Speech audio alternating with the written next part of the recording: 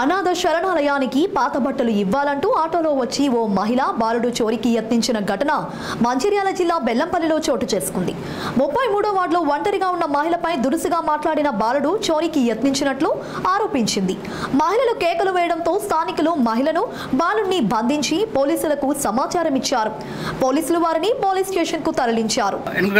మన వార్డులో ఒక అమ్మాయి ఒక ఇంట్లోకి వెళ్ళి మీకు బట్టలు ఇస్తారా లేకపోతే పొడుస్తామని చెప్పి జరిగింది. అదేవిధంగా అమ్మ మీద కూడా కొంచెం ఆమె ఎడ్డామే, ఆమె మీద కొంచెం బంగారం గొలుసు అవి ఉండే. ఆ విధంగా ప్రజలు కూడా ప్రతి ఒక్కరు కూడా అప్రమత్తంగా ఉండాలి. ఎందుకంటే ఇప్పుడున్న పొజిషన్లో ఏంటంటే చాలా పట్టుకుందంటే వాళ్ళు బయట నుంచి వచ్చి అడుకు వెళ్ళిపోవాలి. అలా కాకుండా ఇండ్లకు రావడము, ఇండ్లలో ఫోన్లు ఉంటాయి, అదేవిధంగా బంగారం గొలుసు ఉండవచ్చు, ఇంకేమైనా ఉండవచ్చు. చిన్నపిల్లలను కూడా ఎత్తుకుపోయే ఛాన్స్ ఉంది. కాబట్టి ప్రజలంతా గమనించి మీకు ఏమైనా అనుమానిత వ్యక్తులు ఉంటే అప్రమత్తంగా ఉండి మీ దగ్గరలో వంట బుజ్జలకు కానీ అట్లా వంట పొజిషన్ కానీ మీ వార్డు కౌన్సిల్ కానీ తెలియజేయండి. దయచేసి ప్రజలు కూడా కొత్త వ్యక్తులు కూడా నమ్మకండి. మీరు ఎవరైతే ఎన్నో లక్షల రూపాయలు ఖర్చు ఎన్నో కట్టుకుంటారు, అదేవిధంగా సీసీ కెమెరాలు ఏర్పాటు చేసుకుంటే ఇంకా చాలా బాగుంటుంది. ఈ విధంగా ప్రతి ఒక్క ప్రజలు కూడా అప్రమత్తంగా కోరుతున్నాం.